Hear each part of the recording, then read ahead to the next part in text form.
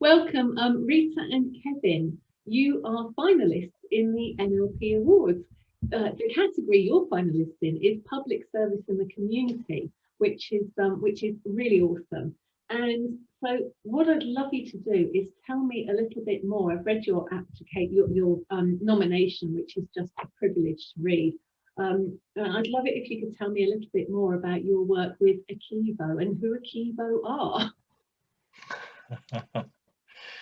So, shall I kick off on this one, Rita? Yeah, that'd be good. Okay, so Akivo, it stands for the Association of Chief Executives of Voluntary Organisations. And we first came into contact with them 10 years ago now. We did a small piece of work for them. And the way I tend to think about them is they're almost like the professional body for chief execs or in the third sector. And we did a little piece of work for them. They really liked what we did, and we've had this sort of ongoing 10-year relationship with them. And what we do on their behalf really is we run all of their leadership elements. So if you go on the Akivo website, for example, you will see something called the New and Emerging Leaders Program, which is basically myself and Rita actually run that program. And we've been running that now for about seven, 8 years. I think we've been through about 13 different cohorts of people who are currently in senior management roles and wanting to take that next step to become a CEO, basically. And I suppose this year we expanded that a little, didn't we? So it's now the New and Emerging Leaders programs for the leaders who haven't been in situ quite so long, and they're all integrating marvellously. Brilliant. And so, I mean, it says that the framework is built around key NLP principles and has become the de facto model for the civil society third sector leaders. Well, that's a powerful group of people, isn't it? Yeah, absolutely. I think we've been privileged to be able to kind of exert some influence and share our thoughts and lots of the NLP mindsets and frames with people at that level. What we have done with Akivo is we've developed a set of leadership competencies, and as you say, you know, these have become the standard now against which existing CEOs in the third sector and developing CEOs are benchmarked against. So we've been able to get a lot of the ideas and principles that you know we subscribe to, most of which come from the NLP arena, into there. So you know, as far as they're concerned, these are leadership competencies. There's you know, they don't know necessarily that they're being measured against NLP principles and frames, but in effect they are. And one of your so Jenny Berry, who's clearly someone that you work with a fair amount, she writes, both Kevin and Rita have shown a strong understanding of the leadership challenges and needs in our sector, and deliver courses and programs reflecting this with an inclusive and empathetic style. And how do you feel when you hear things like that? No, delighted. I suppose humble in a way, because we're so fortunate to have that portfolio, that toolkit of NLP that actually meets those generic requirements for self-awareness, concern and consideration, respecting others, influencing with integrity. So it's fairly straightforward in a way for us to look at leadership and what are the tools and techniques and mindsets that are going to serve people best.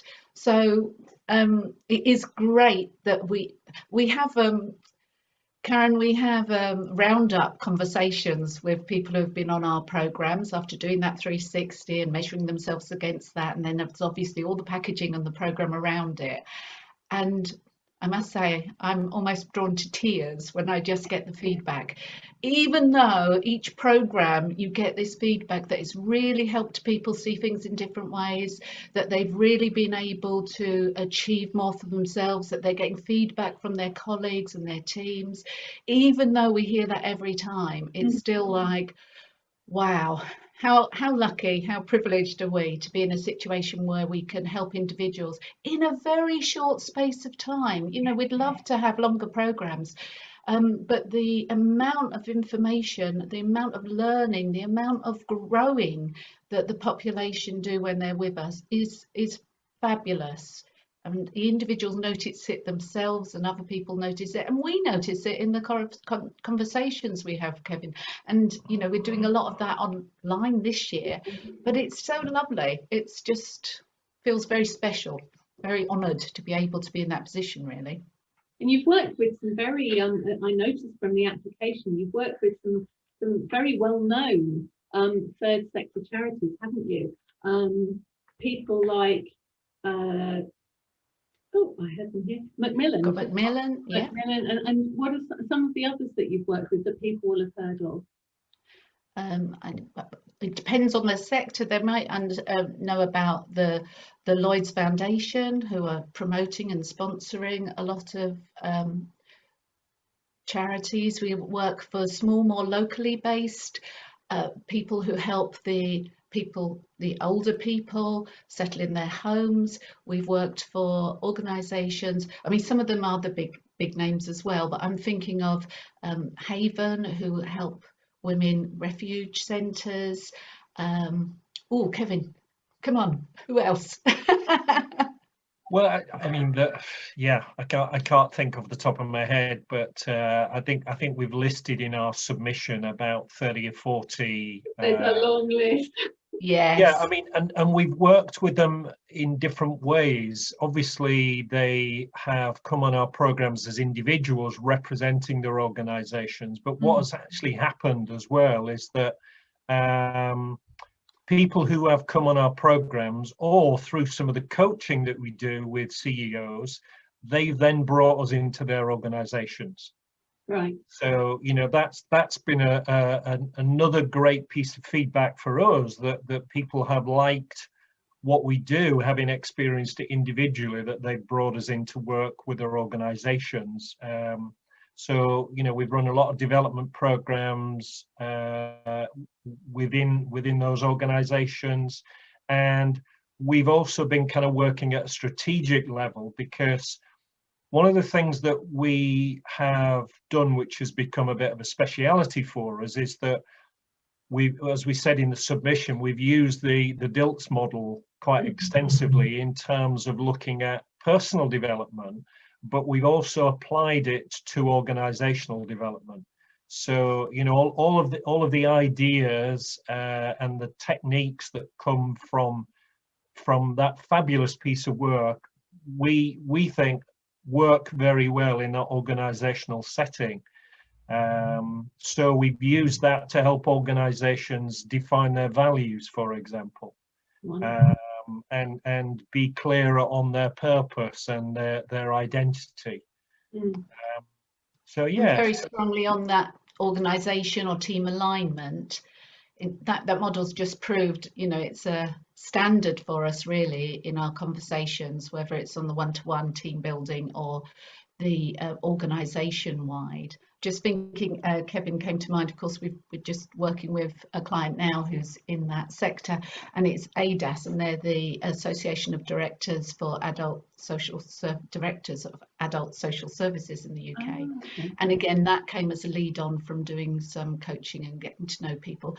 So that sort of run on, that ripple effect, which is so wonderful.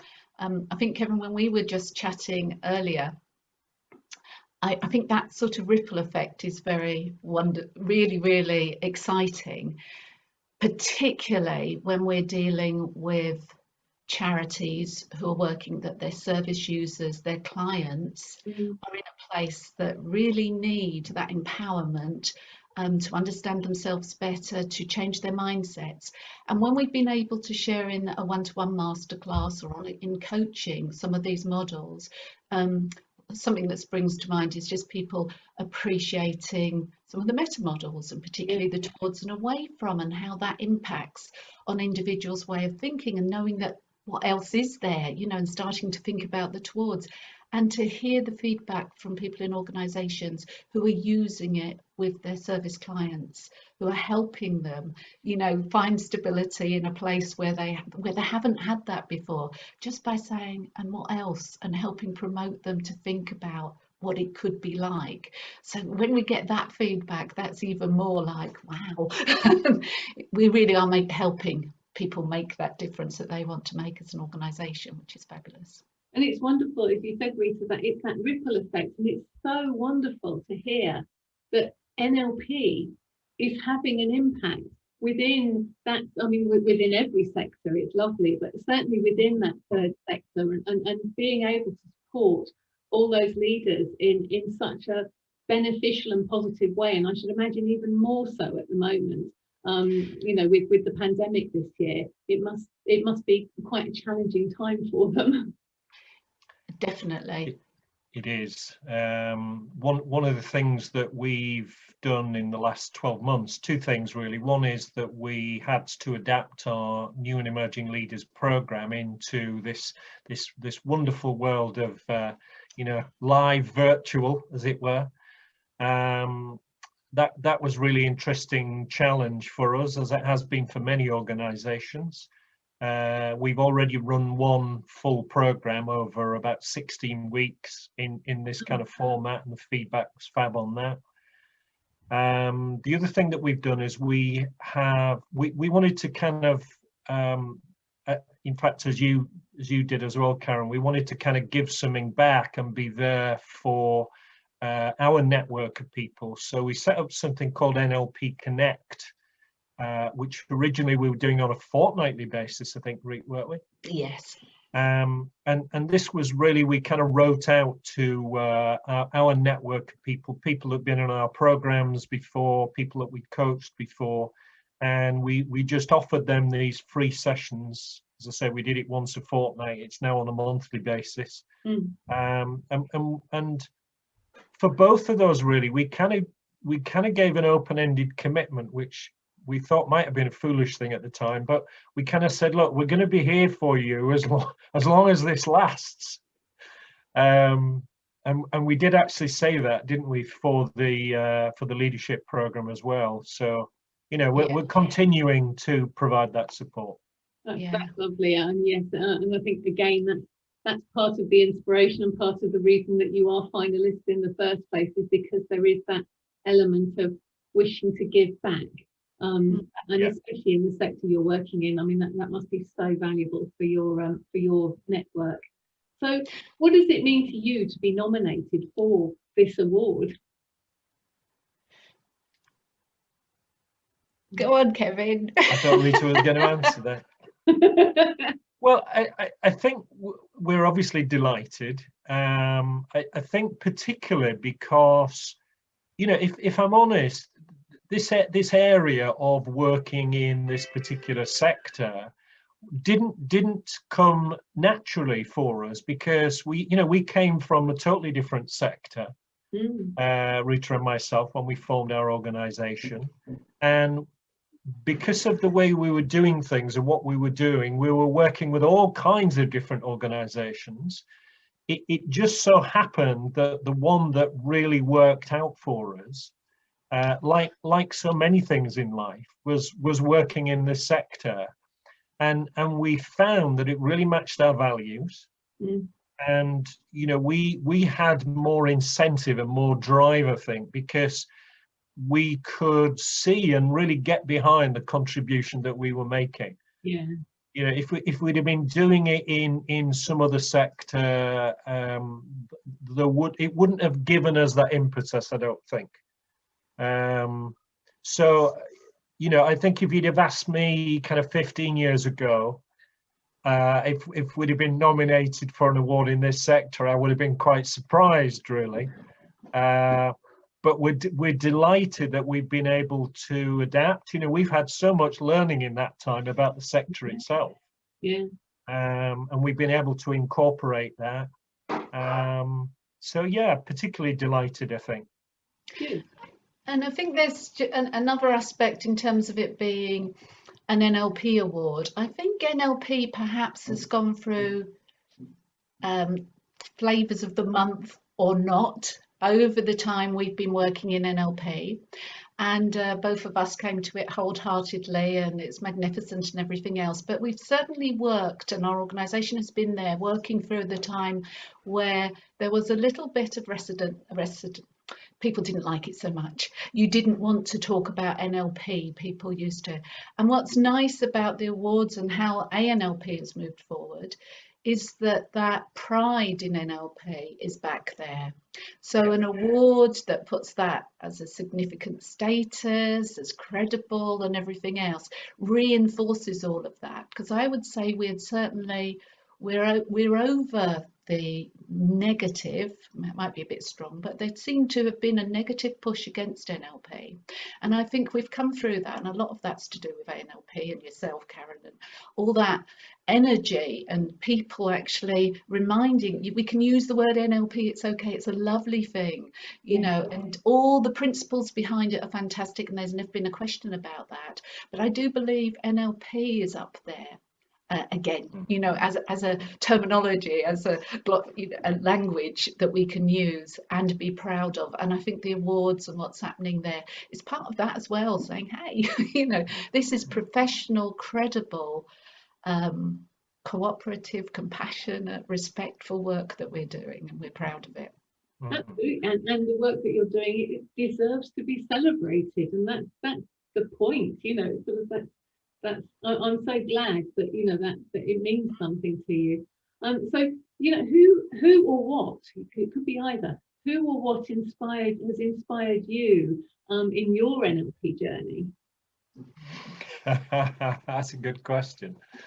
Well, I have to say, I did my training back in the 90s, and I did a lot with David Shepherd, who I know you know, and David was great. I learned so much from him in terms of content, but in terms of style.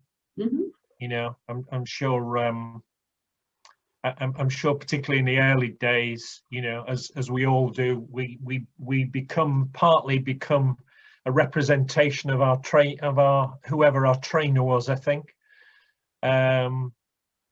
So yeah, David was quite an influence for me, and then, you know, I personally, and having come into contact with them a lot through things like the NLP conference, would be Robert Dilts and Michael Hall particularly, I think.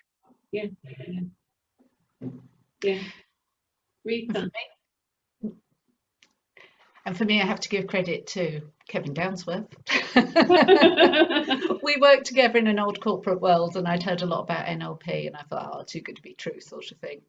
And Kevin was going through his learning at that stage and introduced me to really experiencing some of the very simple, just anchoring or something like that. I remember first of being, oh, this is all a bit strange and weird. But, you know, I'd done the reading because we both were working in learning and development area, so of course it was on our agenda. I learnt with Dennis Brideau, who was more of the semantics, and with Michael Hall type of learning. And more recently, and what I love again about NLP, this changing, growing, developing area, TPM, thought pattern management, and Robert Fletcher, very, very knock your socks off, powerful influence on me in terms of certainly moving aside from some of the interventions in a tight jacket of how to utilize them, and the expansive magnificence of what's available, what we can use, what we can utilize, the gentle, caring art of helping people grow and learn using their unconscious and everything else. So, and I think it's not just the TPM side, but it's lovely again being in this decade where a lot of the mind sciences, a lot of the neuroscience, so much is coming together. The fact that, I mean, Kevin, I hope you don't mind me saying, Kevin, but you've been doing yoga every day that you weren't doing prior to lockdown. And some of the languaging, some of the considerations about using your body and mind in certain ways, the meditation, it all seems to be marrying together so magnificently.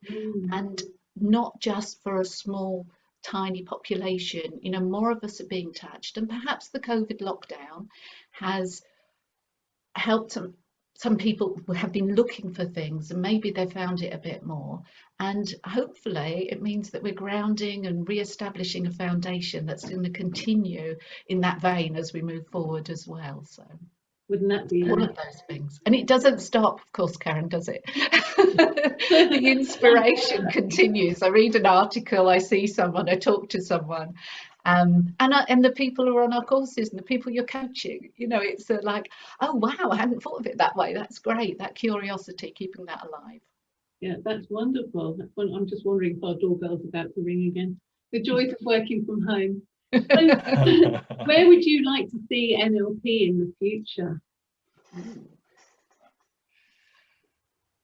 Well, for me, I kind of have a bee in my bonnet, and I know a lot of ANLP members do as well, in terms of we seem to have got to a point, if NLP is about modeling excellence and finding out, you know, how people do the great things they are doing and then sharing that learning, you know, we seem to have come to a little bit of a stop in that respect. And we're still trading on old learnings, as powerful and useful as they are. And I include ourselves in this as well. I think there's a lot more to be done in terms of some really good modeling that can then be shared back. You know, for example, the one piece that we came across a few years ago now and has become part of our canon of work is the work that Michael Grinder did in terms of cats and dogs. You know, which is about leadership, credibility, approachability, charisma. It's such a wonderful piece of work, and you know, I'd include that in people who we've learned from. That seems to me to be a great example of what I think the way forward should be. That somebody has taken the time, focused on a particular area, distilled the learning from it, and then taken the time to share it back. And you know, we've been sharing that model now for, I don't know, 7-8 years, and the impact that it has is unbelievable, because people can actually take something away from the session and put it into practice immediately. And the feedback that we get, you know, people say, I've had difficulties with this particular relationship for years and years, and I just changed something and it made a difference. So, you know, where I would like to see it going is to see more examples of that, really. Not resting on our laurels so much. And that's true mastery, isn't it? It's taking something and distilling it back down, which is what NLP people are so good at, as you say. Yeah. Rita. Well, I'd certainly concur with what Kevin said there, not surprisingly, because we get on quite well, really, the two of us. Like but I'd add to that, yeah, really, Kevin. What I'd add to that is an aspiration that the education system, that children in schools, that parents would have the parenting skills, and children in schools would learn some of the fundamental principles about mindset that would help them appreciate themselves more and other people and respect. I mean, they're so simple. And someone looking at other inspirational people, Olive Hickmott, with the information she's doing, simple that I'm in awe of the amount of energy and her generosity in sharing all that she's learned, that makes incredible amount of difference. Very, very simple tools and techniques. And when I review or look at or look again about some of the stuff I've done, it almost feels a crime that it's not further out there, that it isn't everywhere, in every school, in every teaching unit, you know, in the country, in the world, because they're so simple. So there's something for me about getting the NLP principles, and I honestly don't care if they're called NLP or not, but those mindsets that help individuals just be what we can be, really.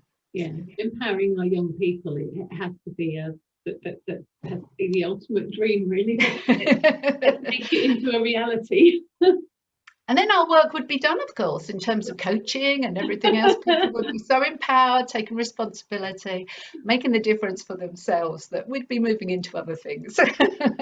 Wouldn't that be good? Well, and wouldn't it be amazing that actually the NLP has made such a huge difference to society? Because I mean, that, you know, that's I think in the Robert Dilts, you know, success factor modelling, that is the ultimate mission, is to have that ultimate vision, is to have a world that well, in fact they use the phrase, to have a world where people want to belong.